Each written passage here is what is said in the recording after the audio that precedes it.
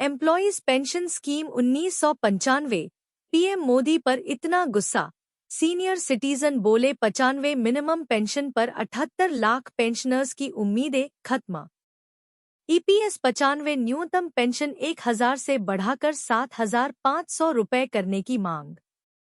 कई बार बजट की कॉपी पढ़ने के बाद सारी उम्मीदें खो रहे पेंशनभोगी। सूचना जी न्यूज, छत्तीसगढ़। कर्मचारी भविष्य निधि संगठन एम्प्लॉयज प्रोविडेंट फंड ऑर्गेनाइजेशन के खिलाफ अब तक ईपीएस 95 न्यूनतम पेंशन, ईपीएस 95 मिनिमम पेंशन को लेकर पेंशनभोगी, पेंशनर बोल रहे थे। लेकिन पेंशनर्स के रडार पर प्रधानमंत्री नरेंद्र मोदी, प्राइम मिनिस्टर नरेंद्र मोदी और वित्त मंत्री निर्मला सीतारमण, फाइनेंस मिनिस्टर निर्मला सीतारमण भी आ गई हैं। सोशल मीडिया पर ईपीएफओ के साथ सरकार पर जमकर हमला बोला जा रहा है।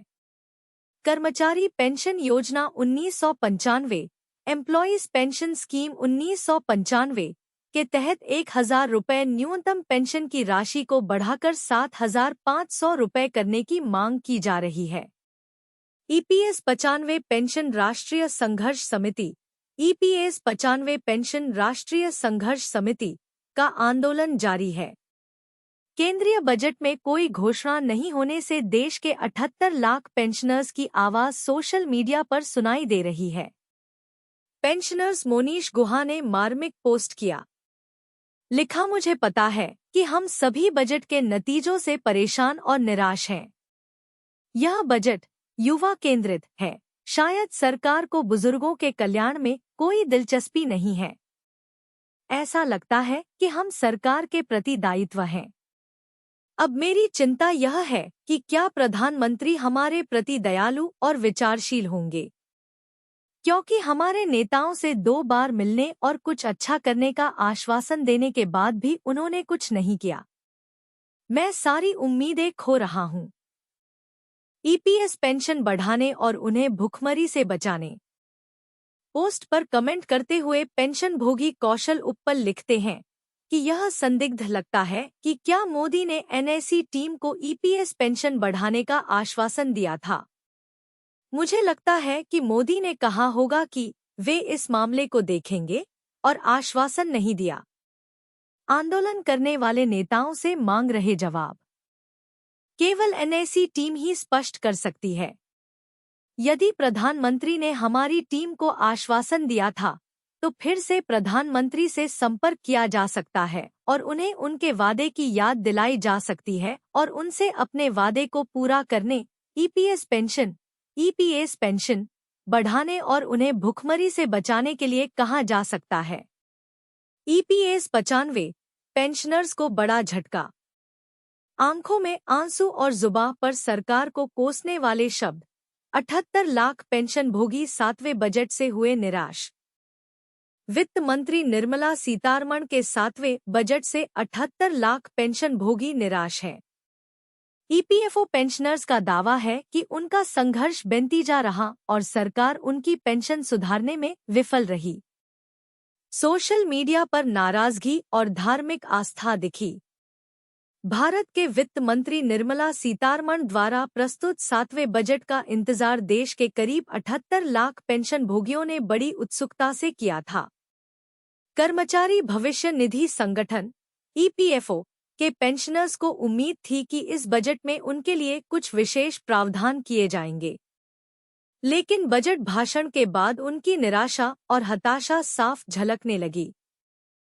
पेंशनर्स की प्रतिक्रिया। पेंशनभोगी जस्टिन स्टैनिस्लॉस ने अपने गुस्से और निराशा को सोशल मीडिया पर व्यक्त करते हुए लिखा, सीबीटी में अब कुछ नहीं है, बस कुछ नहीं है। अब कहां से उम्मीद करें? 10 साल से संघर्ष ही संघर्ष, कोई नतीजा नहीं, फिर भी हम मरते दम तक संघर्ष करेंगे। उनके इस बयान से साफ है कि पेंशनर्स का धैर्य अब जवाब दे रहा है और वे लगातार संघर्ष करते आ रहे हैं। सोशल मीडिया प्लेटफॉर्म पर पेंशनर्स के एडमिन मोनीश गुहा भी काफी निराश हैं। उन्होंने लिखा, उम्मीद है और मुझे यकीन है कि कोई भी हमारे कंधे पर बंदूक रखकर अपना राजनीतिक कैरियर नहीं बना रहा है। यह बयान पेंशनर्स के बीच बढ़ती असंतोष और निराशा को स्पष्ट रूप से दर्शाता है। पेंशनर्स की आर्थिक स्थिति।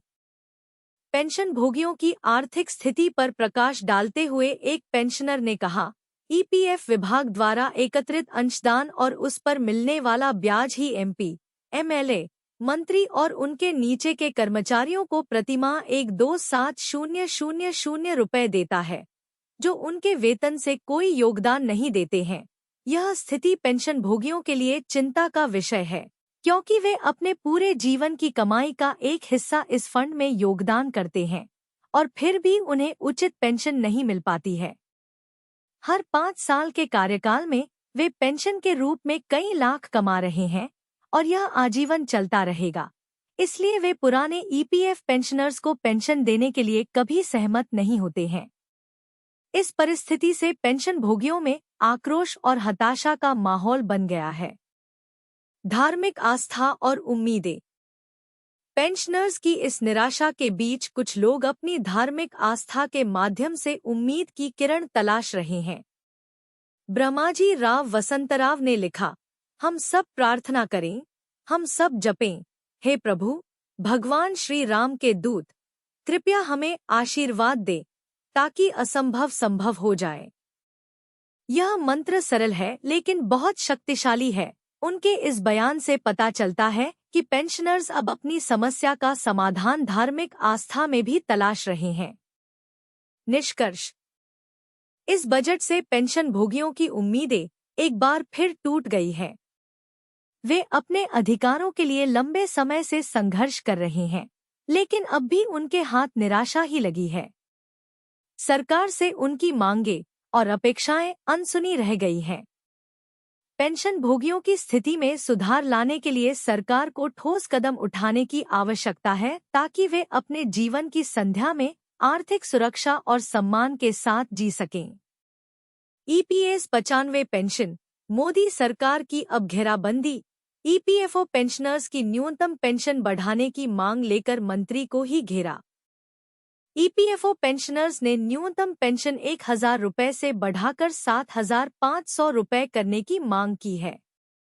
केंद्रीय श्रम राज्य मंत्री शोभा करंदलाजे से मुलाकात कर पेंशनर्स ने सुप्रीम कोर्ट के निर्णय को जल्द लागू करने की अपील की है। कर्मचारी भविष्य निधि संगठन, ईपीएफओ और केंद्र सरकार से पेंशन बढ़ाने की मांग करने वालों का समूह सक्रिय हो गया है। नई सरकार के गठन के साथ ही पेंशनर्स ने अपनी मांगों के लिए सक्रियता बढ़ा दी है। उनकी मुख्य मांग है कि न्यूनतम पेंशन को 1,000 रुपए से बढ़ाकर 7,500 रुपए किया जाए। पेंशनर्स ने केंद्रीय श्रम राज्य मंत्री शोभा करंदलाजे से मिलकर अपनी समस्याओं को रखा और निर्णय लेने की अपील की। मंत्री से मुलाकात।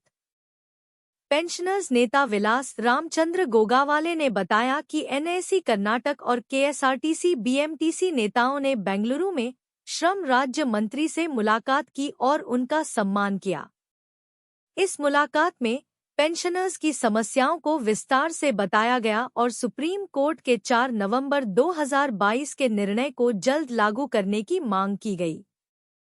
ईपीएस 95 पेंशन भोगियों की समस्याएं। एनएसी के राष्ट्रीय मुख्य समन्वयक रमाकांत नरगुंड, प्रदेश अध्यक्ष स्वामी और बीएमटीसी केएसआरटीसी के अध्यक्ष नानजुंडेगौड़ा ने पेंशनर्स की दयनीय स्थिति के बारे में चर्चा की। 8,500 ईपीएस 95 पेंशन भोगियों का निधन हो चुका है और कई अन्य बिना न्याय के दुनिया छोड़ चुके हैं। आंदोलन और मांगे। एनएसी कर्नाटक उपाध्यक्ष वीर कुमार गड़द और अन्य पदाधिकारियों ने भी इस आंदोलन में हिस्सा लिया। पेंशनर्स ने श्रम मंत्री मनसुख मांडविया से मिलकर मांगों को पूरा करने के लिए उचित कदम उठाने का आग्रह किया। सीबीटी में सरकार से ईपीएफओ को उचित आदेश देने की भी अपील की गई है। इस आंदोलन ने ईपीएस 95 पेंशनर्स की न्यूनतम पेंशन बढ़ाने के संघर्ष को एक नया बढ़ावा दिया है और पेंशनर्स उम्मीद कर रहे हैं कि उनकी मांगें जल्द ही पूरी होंगी।